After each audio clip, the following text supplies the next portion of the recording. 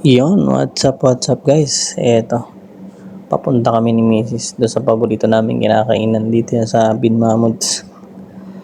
Nag-ano lang kami, nag-Uber lang kami guys. Ayan, bubyo ko sa mga daan dito. Ganda rin dito kasi maraming mga tinda tapos hindi sila nagsasara kasi nga safety dito sa Middle East. Walang mga nakawan, mga holdapan kaya napakasarap din mamuhay dito dahil kahit may suot ka ng mga alaala kasi safety ka. Yan, pababy muna kami para hindi kayo mainip guys. Going kami dun sa restaurant namin, paborito kinakain kasi nga dati dun yung area namin, dun ang place namin hanggang sa nag-move kami. Nag-iba kami ng tirahan, ito. Nandito na kami guys. Yan o. Masarap dyan. Century Restaurant. Ito, pupunta na kami guys dun. Kasi yung waiter dito napakabait, naging kaklose ko. Para kami magkapatid na rin dahil marespeto din sila. Di ibang lahi, talagang marespeto din sila pagka alam mo naman tayo may entertain. Tsaka marespeto din kaya yan, nung nakita kami nung waiter na yan, yan nagkangitian kami. Ayaw niya lang magpa-video na iya siya. Ito, pakit na kami guys. Dito kasi sa second floor yung family.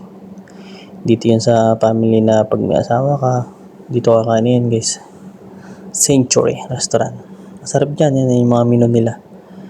Tapos antay, naka-order na kami dyan na dahil tapos antay lang namin. Tapos binigyan niya kami ng salad. Ito, sarap to guys, yung salad ng Indian. Niligyan lang namin ng asin yan. Tapos yan, pinapapak namin hanggang inaantay namin order namin. Kasi syempre, take time din dahil ano sila eh.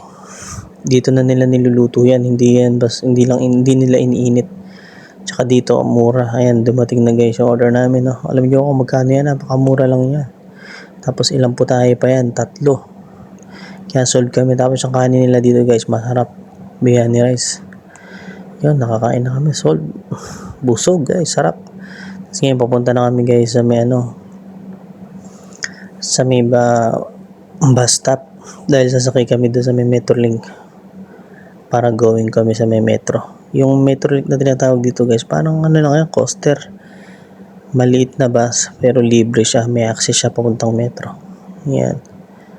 Ito, yan, Lebanon, ano yan. Restaurant, masarap din dyan. So, kumain dito kasi yung 10 real mo, nasa 150 pesos, 160 pesos, busog ka na. Tapos, only pa. Sold na sold ka talaga. Kaya dito makakasave ka talaga pag nasa abroad ka. Kasi mura na ibilihin. Mo na babudget pa na maayos. Tutur ko lang kayo yan. Dito cities, nasa city kasi kami.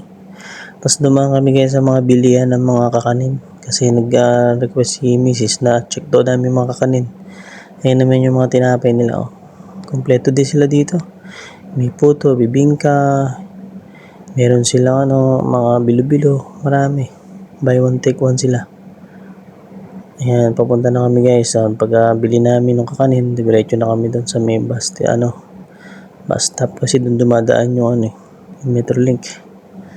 Ayan, pababy muna ako guys hanggang papunta kami doon para hindi kayo mainip. Ayan, tutur ko yung malapit na kami guys. Ganda rin ang mga building dito eh. Ayan, tingnan nyo. Ayan, ayan yung bus stop nila. May mga number sila. Diyan namin naantayin guys yung ang tawag dito niyan, Metrolink. Antabayan na namin. Tapos nakita namin laki ng buwan. Kabilugan ng buwan. Ang alam ko pagka kabilugan ng buwan, matataba doon ang mga limasag. Kasabihan nila. Pero totoo din kasi pag maliwanag mo, kumakain yung mga limasag eh. Yan yung bus number nila. Magaling na access dito kasi yung dito sa Middle East guys, sa Qatar. Yung mga style ng pamumuhay nila, tsaka yung pamamalakad ng gobyerno dito. Parang Europe style din sila. Ayun yung sinasabi ko sa inyo guys. Metrolink yung kung tawagin. Parang bus na maliit. Ayan, may mga number sila. Sakay kami dyan. Papunta kami sa metro. Tapos tatap may card mo. Tap ko di card ko guys. Kaso hindi niya ma-scan kasi nga nasa loob ng wallet. Tinanggal ko muna. Eto, dito nakipabiyahin na kami guys. Papunta doon sa may metro. Ang cute ng bus dito, kaliit. Tsaka ang ganda nito guys, yung mga metro nila, may location sila kung saan sila mag-i-stop. Tapos pipick up sila ng sakay, may mga bumababa rin. Ganyan. Sobrang yung lifestyle nila, magaling din. Kumbaga, sana nga hiling ko sa bansa natin, sa Pinas. Kung ganito magiging lifestyle, ang sarap mamuhay. Walang krimen, wala sakuna lahat. Pero ganoon talaga, kanya-kanya tayo pamamalakad. Andito na kami guys sa may metro. Yan, papasok kami sa loob ng metro ngayon. Yung metro na yun, binmamid yan. Kasi pauwi na kami guys yan dahil ang libot lang talaga namin is kumain. Naisipan namin kumain at binalikan namin yung restaurant na kinakainan talaga namin ni Mrs. At sobrang sarap kasi doon, sulit na, masarap pa, mura pa. Ayun guys, mapunta na kami sa may metro, bababa kami. Ang galingan nila eh.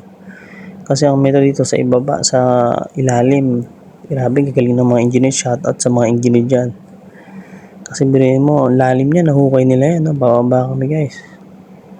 Bari tatlong ano yan, third na palapag, lalim. Biruin mo gano'ng kalalim yan. Pero nahukay nila, di ba? Eh, ang tigas dito kasi desierto dito sa Middle East. Di ba? Ganda ng ano nila, ng metro. Nakaka-proud talaga ang Qatar. Hindi lang sa Qatar, buong Middle East syempre, nakaka-proud. Pero dito sa Qatar naman, ang lifestyle maganda guys. Kasi nga, tahimik, walang sakuna, kahit nga magsuot ka guys dito ng mga gold sa tas lumalakad ka na madaling araw, walang mga hold up sa'yo dito guys. Eh, ito guys, tatap na kayo, papasok na kami. Tinatap dyan guys yung card. Tatap namin. May 4 real pa akong balance. Marami pa yan. Matagal-tagal pa yan. Marami pa akong lugar dito sa Qatar ang malilibot.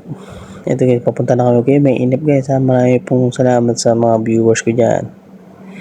Sa walang sawang pagsubaybay sa ating video. Sasakay kami guys sa elevator. Pababa na kami. Ganyan lang guys. Ang lifestyle namin dito. Araw-araw, routine namin. Kasi mas maganda guys dito mag-metro ka kaysa magsasakyan kasi sa metro walang traffic, apakabilis, within 2 minutes yung gap nila, makakarating ka na sa kabilang city, kabilang bayan ka. Diba? Ganun sila kabilis. Kasi kung magsasakyan ka naman, siyempre dito maraming signal, traffic din. Kaya medyo malilate ka, magtatagal ka sa biyahe pa lang, uubos ka na ng ilang minuto. Dito kami sa family guys. Pagka makasama mo yung asawa mo, usually meron silang column na para sa pamilya, para naman sa mga yung standard na tinatawag guys, yun sa para sa mga kahit sino lahi pwede. Dito naman kami madalas usually sa family. Ayan, yung lifestyle dito guys sa Qatar, itinutur ko kayo. Tsaka shoutout sa inyo, maraming salamat. Enjoy watching guys.